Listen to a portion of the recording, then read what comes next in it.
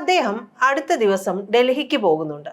ഞായറാഴ്ചക്കകം തന്നെ അദ്ദേഹം ധനമന്ത്രി നിർമ്മല സീതാരാമനുമായിട്ട് ചർച്ചയ്ക്ക് പോകുന്നുണ്ട് എന്നുള്ള വിവരങ്ങൾ വരുന്നുണ്ട്. നിർമ്മല സീതാരാമനുമായിട്ട് എന്തിനാണ് അദ്ദേഹം ചർച്ച നടത്തുന്നത്? ഡൽഹിയിലെ പ്രതിനിധിയായിരുന്നു, അത്തരത്തിലുള്ള ബന്ധങ്ങളൊക്കെ ഉണ്ടായിരിക്കാം.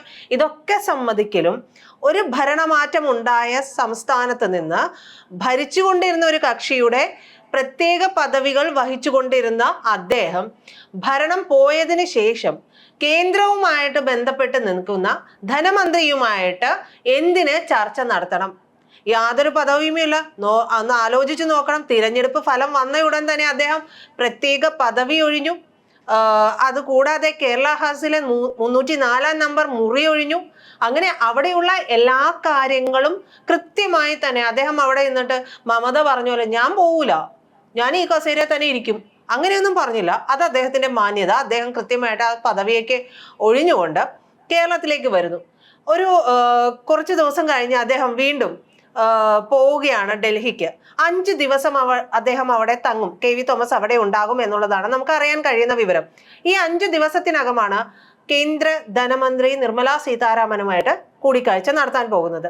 ഇത് കൂടാതെ മറ്റൊരു പ്രധാനപ്പെട്ട നീക്കം കൂടി ഉണ്ടാകുന്നുണ്ട്.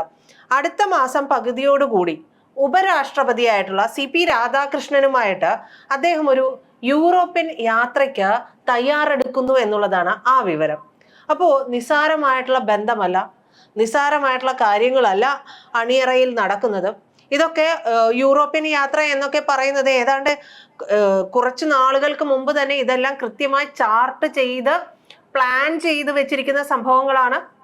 അങ്ങനെ ഉണ്ടെങ്കിൽ മാത്രമാണ് ഇത്തരത്തിലുള്ള പദവികൾ വഹിക്കുന്നവർക്ക് അങ്ങ് പുറത്ത് പോകാൻ കഴിയുകയുള്ളൂ. അല്ലാതെ നമ്മൾ ഇന്ന് ചാർട്ട് ചെയ്ത് അല്ലെങ്കിൽ ഇന്ന് വിമാനത്തിൽ കയറി നാളെ യൂറോപ്പിലേക്ക് പോകുന്നത് പോലെ ഒരു യാത്രയൊന്നും ഭരണഘടനാ പദവികളിൽ ഇരിക്കുന്നവർ തമ്മിൽ നടത്താറില്ല എന്നുള്ളതാണ്.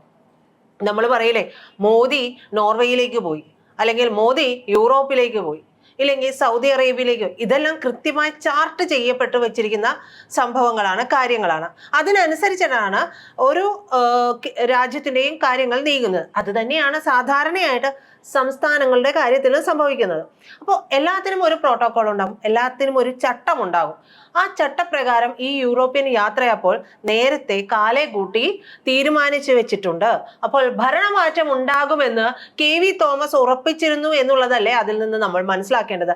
അതുകൊണ്ട് തന്നെ അദ്ദേഹം ഡൽഹി ബന്ധങ്ങൾ മുതലെടുത്തുകൊണ്ട് അദ്ദേഹത്തിന്റെ പദവി ഉറപ്പിക്കാനുള്ള അടുത്ത നീക്കത്തിലേക്കും കടന്നതായിട്ട് വേണ്ടേ അത് നമ്മൾ ഊഹിച്ചെടുക്കാനായിട്ട്.